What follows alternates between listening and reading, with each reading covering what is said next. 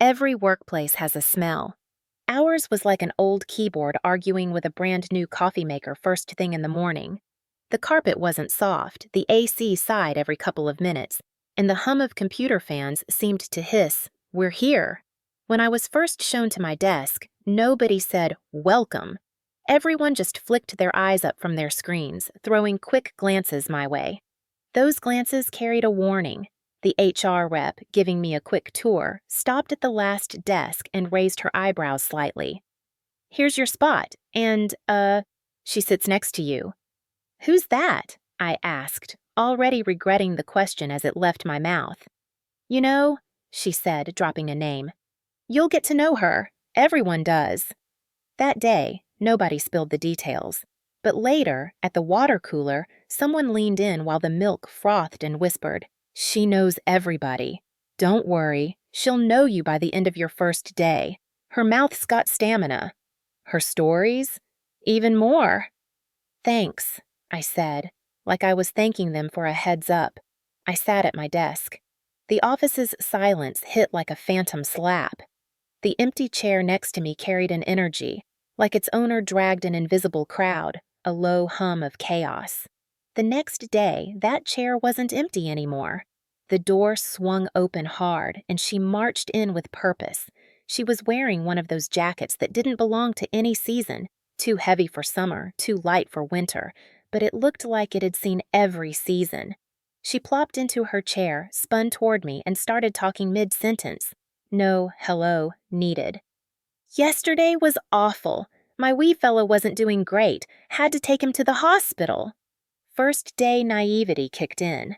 "Oh, I'm so sorry," I said. "Hope he's okay now." "Want to see his picture?" she asked, flipping her screen toward me. A lizard. In a Christmas outfit.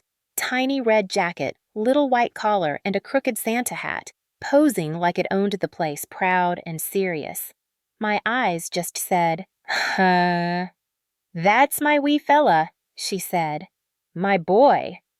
My personal boundaries stretched right then and there, like pushing a table leg to make room. "He's adorable," I managed. A fake cough laugh escaped from a nearby desk. I caught someone's eye, a look that said, "Welcome to the club." One afternoon, she plopped down and shouted, "My shoe's gone!" She treated her shoes like they had personalities. This missing one was her favorite.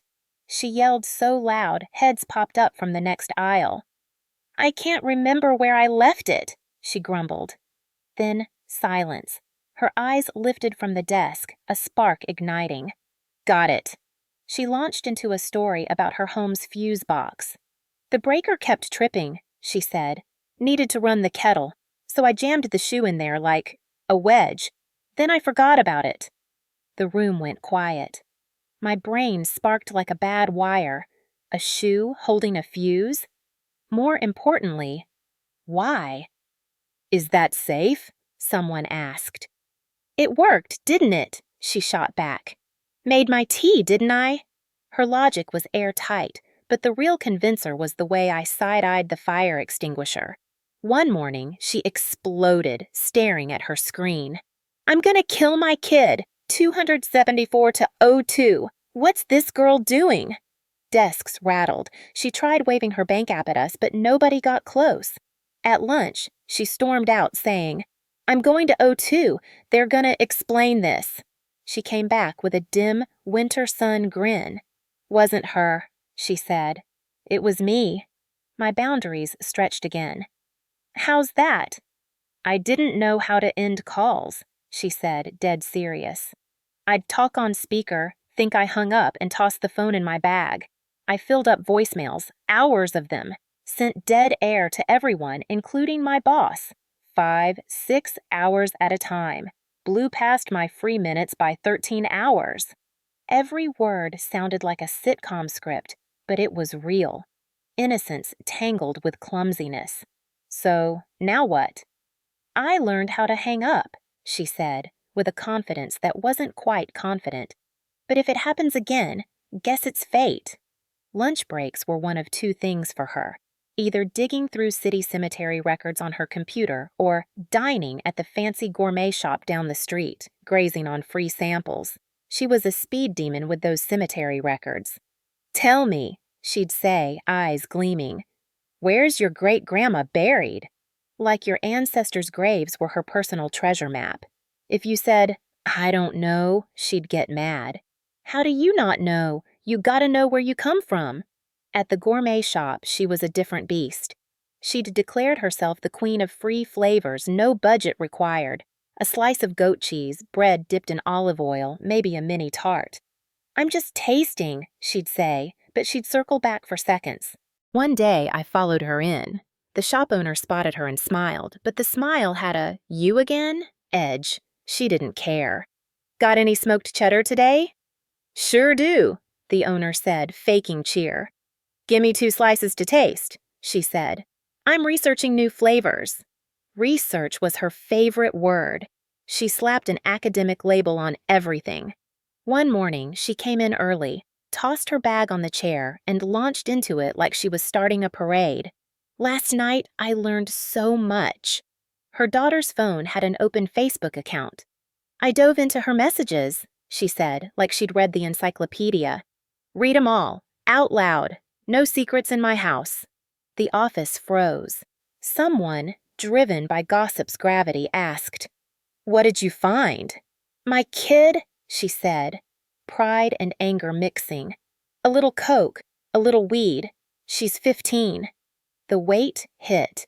Her tone shifted from joking to raw. Her voice cracked. My girl, my girl." That was the first time I saw her without a smirk. Pure vulnerability. Her job was simple, but she dragged it out. A task I'd finish in 3 hours took her all day. The process went like this. You'd show her something, she'd lean toward the screen, maybe pretend to look for a pen, then give up and say, "You do it? I'll watch. I learn by watching." She'd watch. She wouldn't learn. Next day, reset. "We went over this yesterday," you'd say. "I was thinking about something else," she'd reply. The kettle's noise got in my head.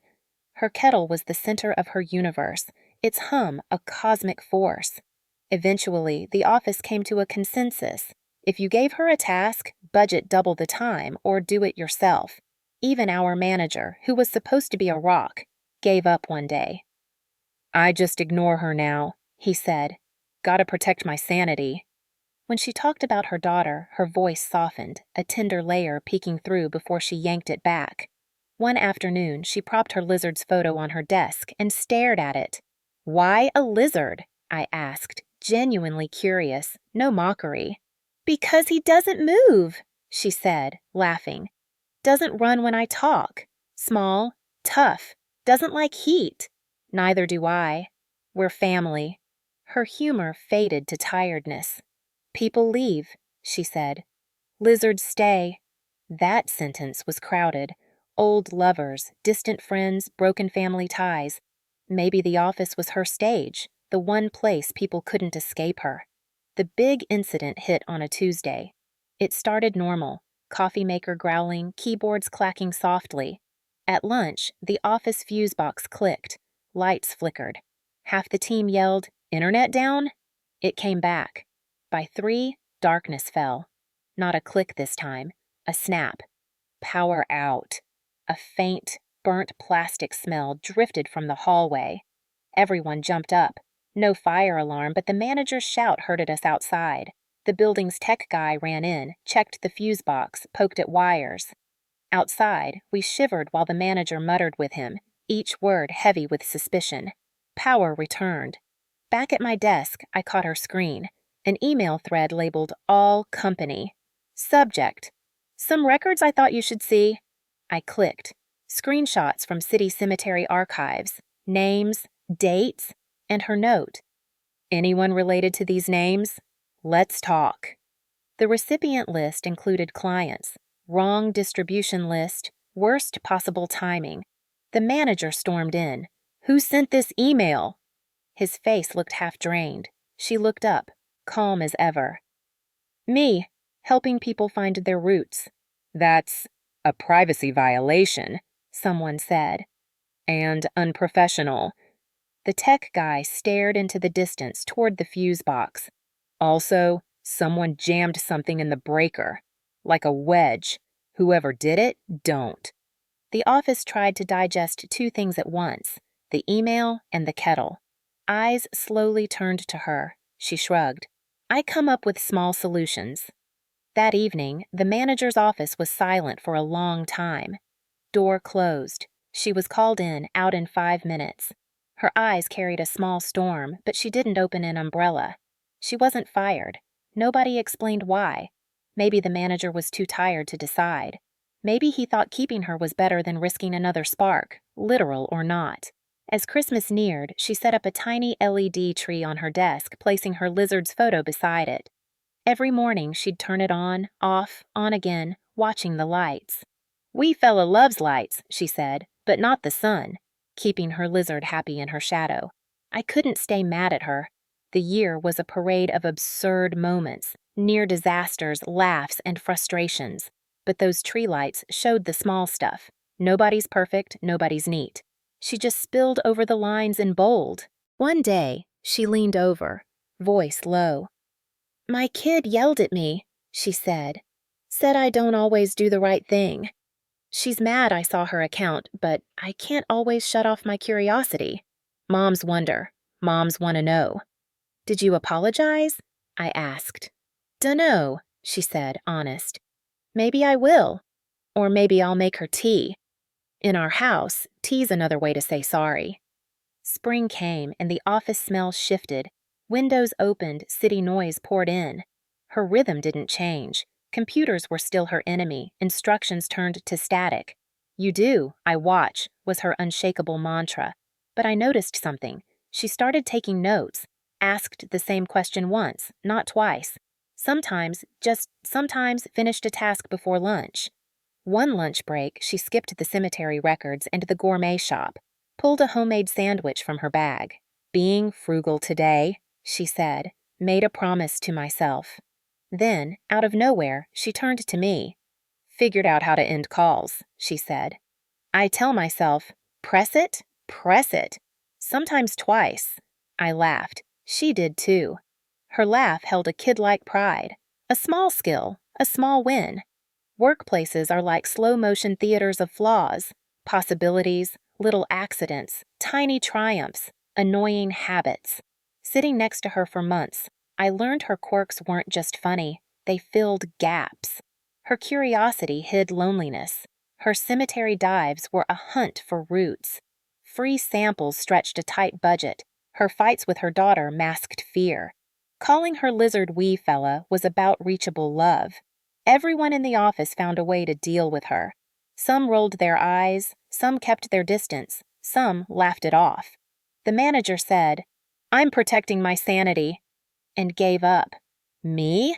I laughed, then thought, yeah, she wasn't great at her job. Yeah, she messed things up. Yeah, she tested my patience. But if we boil a person down to one flaw, we lose half of what human means. One day, out of the blue, she asked me, dead serious, "Were you scared of me that first day?" "Nah," I said, dodging her gaze. "I was scared of myself," she said. "Sometimes I'm too much, even for me." Then she giggled, that familiar tension-breaking sound. "Anyway, no more kettle wedges." "Good call," I said. "The fire extinguishers are done with us." We laughed. "I know you've got one too. That coworker who barely works but knows everyone's story, who's allergic to computers but besties with cables, who sends the wrong email and then brews tea like nothing happened. Maybe you're sharing a desk with them now. Maybe you met them years ago in some office. Maybe they drove you nuts. Maybe they secretly made you smile." The woman at my desk didn't transform overnight. She didn't become a novel's hero, but she changed in small ways. Learned to end a call, took a note, sometimes held her tongue. And I changed too. I laughed first, then understood. Judged first, then listened. Now it's your turn. Who's your office's wee fella? What absurd moment still makes you grin when you're sipping your coffee? Write it down, let's hear it. My coffee's ready.